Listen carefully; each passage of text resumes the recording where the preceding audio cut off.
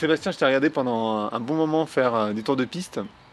Je dois dire que je suis hyper impressionné parce que c'est vrai qu'en tant que valide, on a notre petite vie, nos petites habitudes, on ne fait pas forcément du sport, on a tendance à toujours se plaindre. Et voir une personne handicapée faire du sport, ça nous remet tout de suite à notre place, dans une certaine mesure.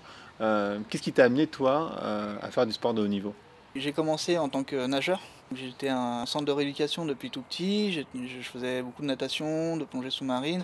Au Ouais. fil des années, j'ai commencé à avoir un niveau, on va dire, national. Et puis je suis parti en stage en Tunisie pour perfectionner un petit peu avec mon club. Et là-bas, malheureusement, ça s'est très mal passé parce que j'ai eu un accident.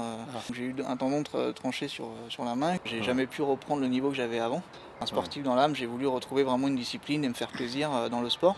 J'ai ouais. essayé le basket, le tennis, etc. Jamais trouvé vraiment de sensation qui me plaisait. Et jusqu'au moment où j'ai fait le pari avec une ancienne collègue de m'aligner sur un marathon pour pouvoir trouver des bonnes sensations et se faire plaisir. Ouais, ouais. Donc j'ai gagné le pari. Le chrono est horrible, mais j'ai fini le Mais c'était marathon. fini. Et j'ai trouvé des bonnes sensations à l'époque, vraiment dans un fauteuil, la sensation de vitesse, de pousser, etc.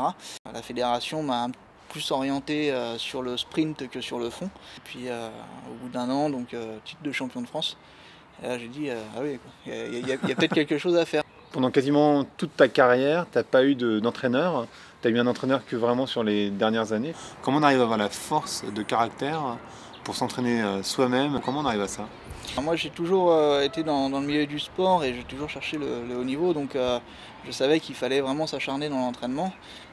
Effectivement j'ai été suivi à distance pour mes entraînements, donc aussi bien par mon ancien club que par l'entraîneur de l'équipe de France qui, avec les stages, on se voyait sur les stages, etc. Mais c'était toujours par correspondance en Ouais, fait. ouais. Jamais en direct sur le terrain, jusqu'au moment où le club de Lagny a dit bah écoute, nous on a un entraîneur sprint, bon il connaît rien au fauteuil, mais si tu as besoin de conseils ou d'être épaulé à ce niveau-là, on se lance avec toi, quoi. Ouais, J'ai rencontré Benoît, donc mon entraîneur, et ouais. ça c'est un vrai plaisir maintenant de pouvoir compter sur lui sur le programme d'entraînement. Et du coup, tout à l'heure, tu faisais des références à tes médailles. Tu peux nous donner ton palmarès rapidement? Donc là, à l'heure d'aujourd'hui, je suis titré champion du monde du 100 mètres, vice-champion du monde du 200, vice-champion du monde du 400, triple champion de France, 100, 200 et 400 mètres. J'ai les 3 records de France, du 100, 200 et 400 mètres, et un record d'Europe du 100 mètres. Pas mal. Donc, et c'est pas fini.